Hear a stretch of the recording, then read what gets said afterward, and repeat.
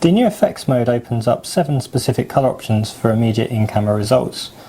This includes night vision, colour sketch, miniature, selective colour, silhouette and high and low key. The results show in real time on the rear screen, and it's even possible to use these modes in movie mode. The D50-100 is rather like a collision between the D7000 D3100 models. The same 16.2 megapixel APS-C CMOS sensor as found in D7000 also makes its way into this body alongside the very same XP2 image processing engine. Metering, on the other hand, is taken care of by the same 420 pixel RGB sensor that's found in the D3100, where the very same 11-point autofocus system and lithium-ion battery are also important. Controls show on the rear, and to access them for change you simply press the I button, and then it's possible to scroll through and adjust various options. Outside of the I button mode there's the single AF point adjustment here, which is controlled using the D-pad.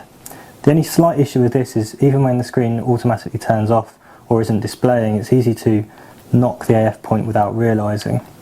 One of the D50-100's significant improvements is in the live view mode, which has been significantly sped up. It's far quicker than any other live view system in any other Nikon DSLR camera. Also, the single AF point that can be moved around the screen can go anywhere, including right to the very edge, where it can attain focus with the very same speed. It's not quite as fast as something like Sony's Quick AF live view system, nor that in the Panasonic GH2. However, it's a significant improvement that's also very useful in the movie shooting mode.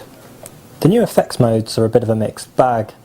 When previewing some of these modes in real time on the LCD screen, such as colour sketch, which outlines subjects in a posterised and outlined cartoon-like form, the screen lag can become a little bit frustrating. Some other modes, such as miniature, work well for fake tilt and shifts effects, and night vision, which is a black and white mode at up to ISO 100 and 2400, is a unique touch. But the fact an original RAW file cannot be shot in tandem with any of the modes, and the overall lack of customisation, renders these point-and-shoot options as less impressive than they could be. The D50-100's 16.2 megapixel sensor is the very same as that found in the D7000, and as such we found our studio shots to carry the same degree of quality and therefore image noise. In short, image quality is very impressive indeed for this mid-level market. Image noise lacks throughout much of the ISO range, and there's a clarity to images from ISO 100 through to 800 that causes very little quality issues indeed. ISO 800 does begin to show some grain, but it's not particularly diminishing to overall quality. Even ISO 1600 to 3200 are of considerable use, though this is where colour noise and softness due to processing start to come into play. ISO 6400 is still more than usable, although this is at a push as colour noise reveals itself more in the shadow areas.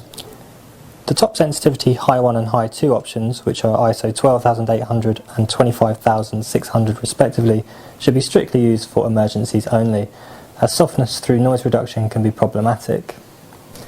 Although the D50-100 shares the same 16.2 megapixel CMOS sensor as the D7000, it adopts the 420 pixel RGB metering sensor as found in the D30-100.